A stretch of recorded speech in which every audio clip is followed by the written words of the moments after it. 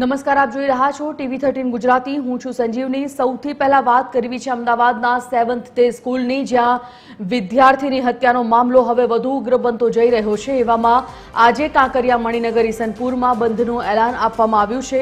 મણિનગર ખાતે આવેલી સિંધી માર્કેટ આજે પણ બંધ રહેશે। સિંધી સમાજના વિદ્યાર્થીઓનું મોત થતા સમાજમાં આક્રોશ છે। શાળા સામે પગલાં લેવા વિદ્યાર્થીએ કઠોરમાં કઠોર સજાની માંગ કરી છે। મણિનગરમાં જે પણ દુકાનો ખુલ્લી છે તેને બંધ કરાવાઈ રહી છે, તો મણિનગર સ્ટેશન આસપાસની દુકાનો પણ બંધ કરાવવામાં આવી રહી છે।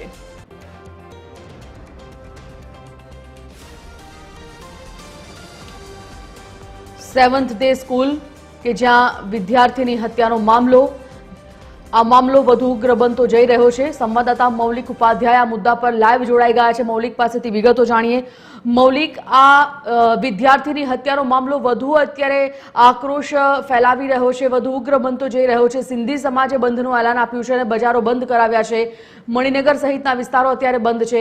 કેવા પડઘા આ હત્યાના પડ્યા છે અને શું છે સ્થિતિ અત્યારે ત્યાં, જાણીએ।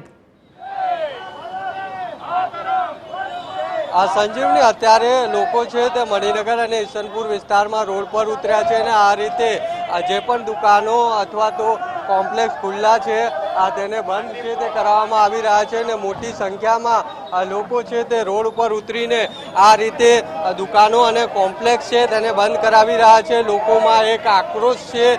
જે રીતે 7th ડે સ્કૂલની જે ઘટના બની હતી ને ત્યારબાદ અલગ અલગ જે સંગઠનો છે, અહીંનું સિંધી સમાજનું જે સંગઠન છે તેમના દ્વારા બંધનું એલાન આપવામાં આવ્યું છે। સાથે તેમની સાથે આ VHPએ પણ ટેકો છે તે આપ્યો છે। આ જે લોકો છે તેમની સાથે વાત કરીએ। આજે રોડ પર લોકો ઉતર્યા છે, કઈ રીતે બંધ કરાવ્યા? અમે હિન્દુ સમાજને ભેગા કરવા માંગીએ છીએ કે બધા ભેગા થાવ અને બધા ન્યાય માટે લડો।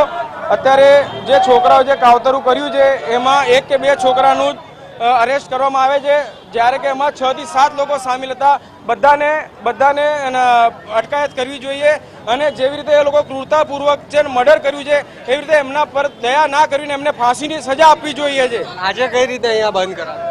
અમે શાંતિપૂર્વક બધાને સમાજને કે બધા સાથે આવો અને બધા બંધ કરો અને અમારી આ ઝુંબેશમાં જોડાઈ જાઓ। તમે શું કહેશો? આજે જે રીતે બંધ કરવામાં આવ્યું, સાથ સહકાર જોઈએ અમારે, હિન્દુઓ માટે સાથ સહકાર। આ હિન્દુઓ માટે જ ફાઇટ છે, અમારા એકલા માટે નહીં, હિન્દુઓ માટે ફાઇટ છે। હિન્દુ સમાજ માટે આ લડાઈ ચાલુ છે, અમારા એકલા માટે નહીં। બિલકુલ, જો દ્રશ્યો છે તેમાં આપ જોઈ શકો છો કે જે પણ અહીંયા દુકાનો છે, રેસ્ટોરન્ટ ખુલ્લી છે, તેને આ રીતે જે અલગ અલગ લોકો છે, અહીંના સ્થાનિક લોકો છે તે બંધ છે તે કરાવી રહ્યા છે અને વિરોધ છે તે નોંધાવી રહ્યા છે।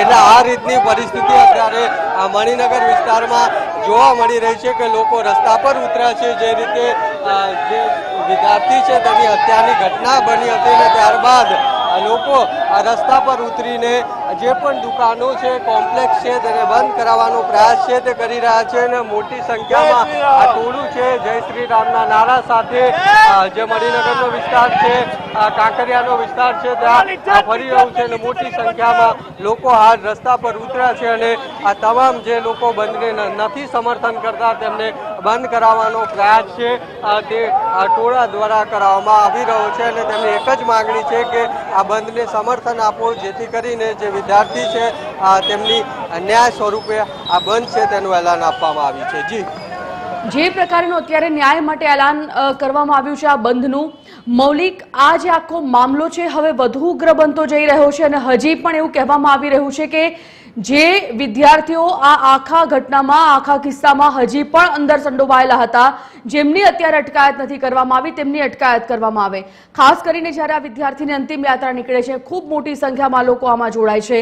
સ્કૂલના સંચાલકોની વાત કરીએ, સ્કૂલના પ્રિન્સિપલની વાત કરીએ, સ્કૂલ અત્યારે બંધ રાખવામાં આવી છે। ખાસ કરીને આજે વિદ્યાર્થીના પરિવાર છે, આ વિદ્યાર્થીના પરિવારજનનું શું કહેવું છે? વિદ્યાર્થી અથવા તો શાળાના શિક્ષકો દ્વારા કોઈ પ્રતિક્રિયા આવી છે કે કેમ? અને પોલીસની અત્યારે આ આખા મામલામાં કાર્યવાહી કયા તબક્કે છે? સંજીવની, બિલકુલથી અત્યારના અહીંયાના દ્રશ્યો છે કે આપને બતાવીશ। તમે જે પ્રશ્ન પૂછ્યો કે પોલીસ દ્વારા અત્યાર સુધી 3 લોકો છે તેની અટકાયત છે તે કરી લેવામાં આવી છે। જે બાળક છે તેના વિદ્યાર્થી છે તેના માતા પિતાનું કહેવું હતું કે અમને આ સમગ્ર ઘટનામાં ન્યાય મળે અને ન્યાય માટેની જ અમારી અપીલ છે. ગઈકાલે જ પોલીસે 3 જે સગીર વિદ્યાર્થીઓ છે તેમની અટકાયત છે તે કરી હતી, પરંતુ આજે જે અહીંયાના સ્થાનિક લોકો છે તેમને મણિનગર ઈસનપુર વિસ્તાર બંધનું એલાન છે તે આપ્યું છે અને તેના જ ભાગરૂપે રસ્તા ઉપર લોકો છે તે ઉતર્યા છે.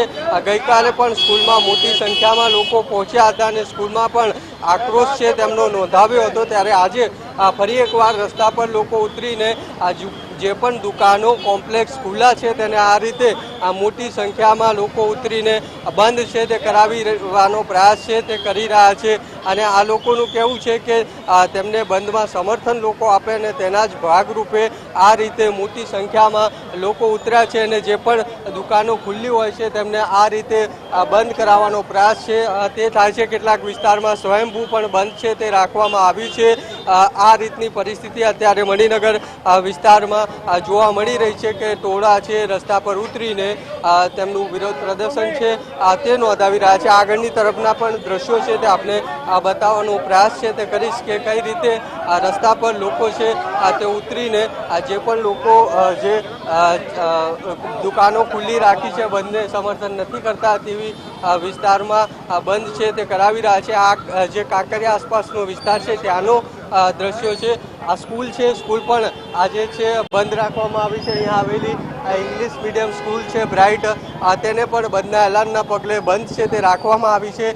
સાથે જ આ વિસ્તારમાં જે અન્ય દુકાનો રેસ્ટોરન્ટો આવેલી છે, કોમર્શિયલ કોમ્પ્લેક્સ આવેલા છે, જે મોટાભાગના બંધ હતા પરંતુ જે કેટલીક સંખ્યામાં ખુલ્લા હતા તેમને આ રીતે ટોળું રસ્તા પર ઉતરીને બંધ છે અત્યારે કરાવી રહ્યું છે. સ્વાભાવિક છે જે રીતે વિદ્યાર્થીની હત્યા થઈ હતી ને ત્યારબાદ સ્કૂલમાં પણ જે લોકો છે તેમને આક્રોશ છે તે નોંધાવ્યો હતો ને ત્યારબાદ હવે આજે આ સમગ્ર વિસ્તાર છે તેમાં તમામ લોકો રસ્તા પર ઉતરીને બંધ છે તે કરાવી રહ્યા છે અને દ્રશ્યો છે તેમાં પણ જોઈ શકાય છે કે હાથ ઊંચા કરીને જે પણ લોકો દુકાનો ખુલ્લી રાખે છે તેમને ચેતવણી છે તે આપવામાં આવી રહી છે કે તમે દુકાન છે તે સમર્થનના ભાગરૂપે બંધ રાખો. એટલે આ રીતની પરિસ્થિતિ અત્યારે મણિનગર વિસ્તારમાં જોવા મળી રહી છે અને તમામ લોકો બંધમાં જોડાવા માટેની અપીલ છે તે કરતા જોવા મળી રહ્યા છે. જી સંજીવ. મૌલિક, જે પ્રકારે તમામ આ લોકો છે બંધમાં જોડાવા માટેની અપીલ કરી રહ્યા છે, જે બજારો ખુલ્લી છે, જે દુકાનો ખુલ્લી છે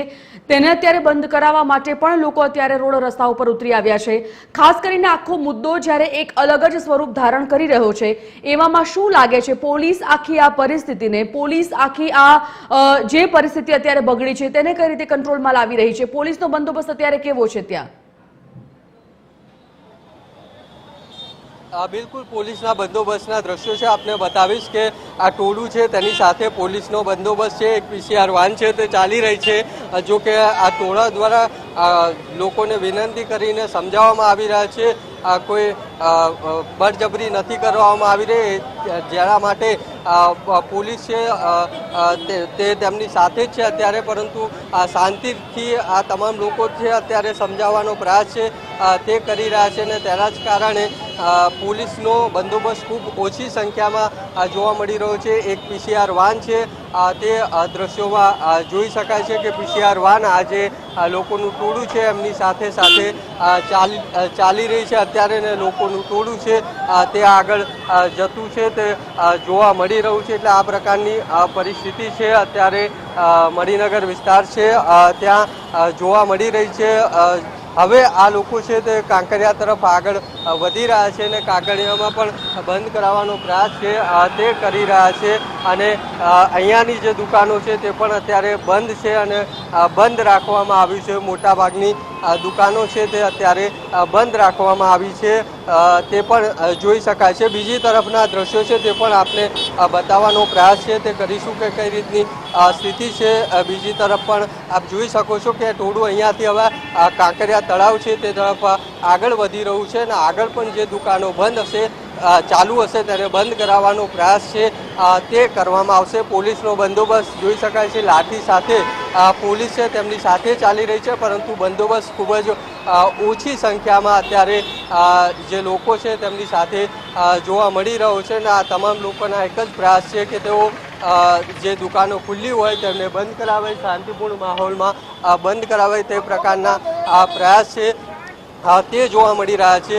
સવારે મણિનગર રેલવે સ્ટેશનથી લઈને કાંકરિયા સુધી આ તમામ લોકો છે તે ચાલતા આવ્યા હતા અને આ તમામ લોકોએ દુકાનો છે તે બંધ કરાવી હતી અને અત્યારે મોટાભાગની દુકાનો છે તે આ વિસ્તારમાં બંધ છે તે જોવા મળી રહી છે અને આ પ્રકારની પરિસ્થિતિ છે તે અત્યારે મણિનગર વિસ્તારમાં જોવા મળી રહી છે. જી સંજીવની.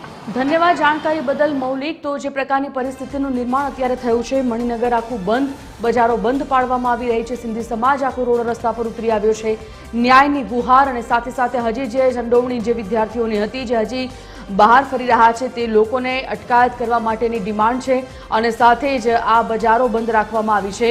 કોઈ પણ અનિચ્છનીય બનાવ ન બને, આખો મામલો ન બીચકે તેના માટે પોલીસનો બંદોબસ્ત પણ ચુસ્ત ગોઠવી દેવામાં આવ્યો છે.